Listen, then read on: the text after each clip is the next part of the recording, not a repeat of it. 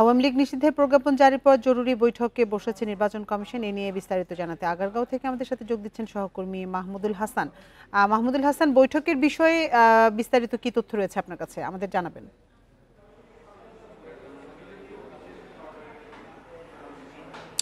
দেখেন, শনিবার যখন সরকারের পক্ষ থেকে বলা হয় যে আওয়ামী লীগের যে রাজনৈতিক কার্যক্রম তা নিষিদ্ধ করা হলো, এরপরে কিন্তু নির্বাচন কমিশনের পক্ষ থেকে যেটি বলা হয়েছিল যে আনুষ্ঠানিকভাবে যে গেজেট বা প্রজ্ঞাপন বা কাগজপত্র যদি জারি হয়, সেক্ষেত্রে নির্বাচন কমিশন সিদ্ধান্ত নিবে যে আওয়ামী লীগের নিবন্ধন থাকবে কি থাকবে না বা বাতিল হবে কিনা।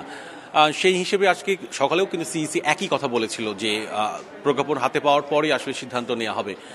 আমরা ইতিমধ্যে জেনেছি যে প্রজ্ঞাপন সরকারের পক্ষ থেকে জারি করা হয়েছে এবং সেটিও নির্বাচন কমিশন জানতে পেরেছে এবং প্রধান নির্বাচন কমিশনারের যে কক্ষ, সেই কক্ষে নির্বাচন কমিশনের সচিব এবং একজন কমিশনারও ভিতরে আছেন, তারা বিষয়টি নিয়ে আলোচনা করছে। তবে এখানে ফুল যে কমিশন, আপনি নিশ্চয়ই জানেন যে সিইসি সহ 5 সদস্যের যে ফুল কমিশন, সেই ফুল কমিশন নাই। তবে ধারণা করা হচ্ছে যে আজকে সিদ্ধান্তটি হতে পারে যে আওয়ামী লীগের নিবন্ধন থাকবে কি থাকবে না।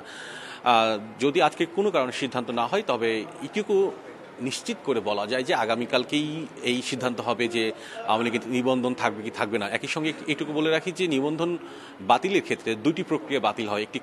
একটি আদালতের আদেশে বা রায়ে, অন্যটি হচ্ছে আইনের মাধ্যমে। সেই আইনটি আরপিওর মাধ্যমে হয়ে থাকে।